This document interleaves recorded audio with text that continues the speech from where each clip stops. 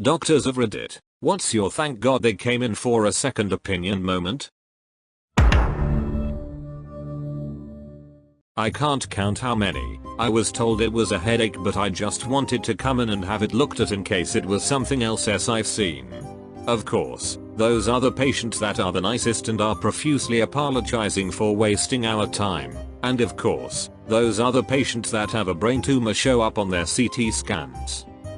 I'm an emergency medicine doc in the Midwest USA. The patient was transferred from rural nowhere to our tertiary care facility, big hospital with every specialist. Call was of really bad quality, but the transferring physician described a 21-year-old male that had rapid heart rate and breathing rate, low blood pressure, low oxygen, confusion, and a severe opacification on his chest X-ray on the right side. Diagnosed pneumonia. He gave him a ton of fluids, started antibiotics, put him on a ventilator, but he wasn't getting better, and wanted to send him to us. Sure, send away. An hour later the gentleman arrives, and looks young, fit, and not the type to just drop dead from pneumonia. We roll him onto our stretcher and find a huge stab wound in his back. The X-ray finding was his entire right chest full of blood. We put a tube in it, gave him back some blood, and he had to go for surgery to fix the bleeding. Lesson: look at your patient. Yet another morbid Monty Python sketch in this thread. We've done all we can with this patient, Dr. Skyskimmer, and he just isn't responding. He has a big hole in his back and pneumonia, which we treated with a course of antibiotics. Sorry, he has what? Again, a big hole in his back and pneumonia that you treated with antibiotics. I mean, obviously we also gave him IV fluids and put him on a ventilator, but did you apply a bandage respectfully? Dr. Skyskimmer, do not bandage the lungs has been a point of emphasis for some time now. Tell me, have you been keeping up with the literature? Dermatologist here. I have seen probably 5 instances of my other doctor told me it was fine, that were melanimous. A lot of times people don't want a full skin exams. There are lots of perfectly sane reasons for this: time, perceived cost, history of personal trauma. However, I routinely find cancers people don't know they have. Keep this in mind if you see a dermatologist for acne and they recommend you get in a gown. I went to my former doctor about a mole on my arm that I thought had gotten larger, and asked him to biopsy it. He looked at it carefully and told me it was fine, but I insisted and things got a little testy, but he did it. It was a malignant melanoma, and had it gone 1 millimeter deeper I'd have been grounded for 5 years from my pilot job at best, or suffered dire health consequences at worst. After a surgeon removed a big chunk of my arm excising the melanoma and surrounding tissue, he told me to be sure to thank my regular doctor for saving my life. In the time since I've become well acquainted with your specialty as my first line of defense, having moles mapped and checked every 6 months for a while, and now every year. It sure as hell isn't all botox and laser hair removal. Oh god, where to start? I literally just admitted this lady to IQ, had been coughing for ages, 60-pound weight loss, smoker for 50 years. Now she can't breathe, and I got a CT 6 cm mass looks very suspicious for lung cancer. And the doctors for 4 years throughout this just gave her vitamin D even though she was losing massive weight and coughing up blood. Another guy who came in looked pale as a ghost. Chief complaint was fatigue. One lab test later found out his hemoglobin was 4, barely on the cusp of survival. Seems like he had iron deficiency anemia for years. Doctor gave him some iron. He got better but no one looked into why he got it. Number 1, 2, 3 reason in an older guy's colon cancer. He died 4 months later from metastatic colon cancer. Another story last month was about to take a long trip across the Pacific. 1 hour in on the flight they ask for a doctor. I volunteer myself. I see this lady literally gasping for air, like waving her hands in the air cause she can't breathe. Look through the meds, she's obviously an asthmatic. Listen to her lungs and faint wheezing, no air movement at all. I later grounded that plane because there was another 16 HRS to go and she was on verge of being intubated. Later I get more story from family member.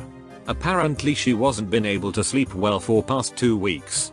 Doctor just gave her sleeping meds, more and more of it. Told her flying no problem. I ask the family why can't she sleep? Is it because she wakes up in the middle of the night gasping for air? Classic sign of uncontrolled asthma. They're like, yes, how did you know? Sleeping meds prob among worst things she could have gotten, and almost killed the patient by saying she could fly. People who get diagnosed with bronchitis when they have heart failure and literally drowning in fluid. There are doctors who give antibiotics and steroids for everything esp when they have no idea what's going on. Maybe I'm biased because I work at an academic center, so I see all the cases who get referred and because they are too sick or no one can figure out, but at least a few times a week I'm like, wow, this person could have been saved or not end up this way if someone cared enough earlier on. I'm going to say this as a doctor. It's honestly scary every day how many patients I see are completely mismanaged. Some doctors in urgent care see like 45 patients in a day. How is that possible to be thorough? Like if only patients knew what the doctors missed or what not. Half the time I really think it's like going to a bad auto shop and not realizing they're just making half the shit up. Same thing happens in medicine, and except people's lives suffer because of it. Let me say something. People are saying I'm Gregory House or something. I'm not. I purposely didn't choose stories that were some esoteric diagnosis. Everything I picked is like bread and butter medical student level. Half of being a good doctor is knowing what questions to ask.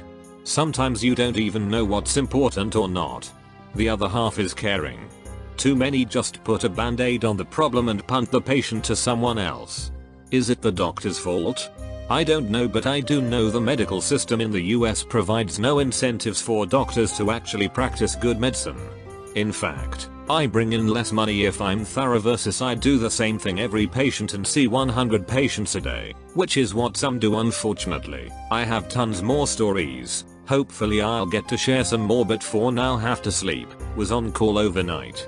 This makes me so angry because I had a stomach ulcer for over a year that 3 separate doctors just kept treating with PPIs. None of them did a endoscopy on me. It took the 4th doctor doing a second endoscopy to figure out that I had stomach cancer at 31. They even knew I had a family history of gastric cancer. It's stage 4 now because these idiots never bothered to actually treat me. Luckily it hasn't spread to any other organs and my oncologist is amazing and the treatment is working, but I can't help but be so livid that this all could have been treated over 2 years ago at this point and I probably would have had far better odds. Eye doctor here.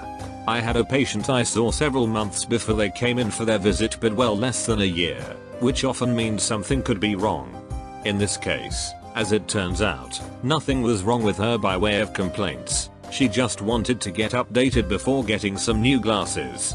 We decided to just run the regular gamut of tests anyway just because we might as well while she was there. She was a 50-year woman. Fairly normal exam. Perfect vision. Retinas showed healthy, but something about her pupils really bothered me before I dilated. We chatted about it and I asked her if she banged her head or anything weird, and she said no. But suddenly reveals this crazy history of an old meningioma, a type of tumorous brain growth she had removed a few years ago. She had decided to omit this from her history with us as she didn't feel it was important, but we went and put it into the charts anyway. Turns out she got a CT done 2 weeks prior to her exam with me, which she says turns up completely normal. I tell her she should tell her doctor about this anyway just to cover our bases. Fast forward. Patient shows up in my office ecstatic to tell me that my examination revealed that her tumor had returned with an incredible vengeance. She had no idea, was totally asymptomatic, and the CT she had prior to me showed what was very literally the size of a speck of dust, which the radiologist dismissed as artifact. On her return to her doctor, they decided to rerun the CT to cover their bases, and they found a quarter-sized tumor. Within 2 weeks the tumor went from the size of a dust particle to a quarter. She was rushed into emergency surgery as the tumor was growing super fast and was close to a blood vessel which could cause a massive stroke. She had it removed that day and returned to me after recovery to tell me of what got discovered as a result of my testing. She is now a long-time regular patient I have been seeing for about 10 years. I'm not a doctor, but I'm glad my parents took me in for a second opinion when I was complaining about a bad headache when I was 15 years old. I left school one day and went to the hospital for a bad headache. The doctor said it's just a virus and that I should just rest and take meds. I went home, laid down and took some Advil and carried on with my night. Around 1 AM, I was screaming on the floor. My parents took me to a different hospital and they ran tests and eventually did a spinal tap and discovered a ton of white blood cells. Turns out I had bacterial meningitis.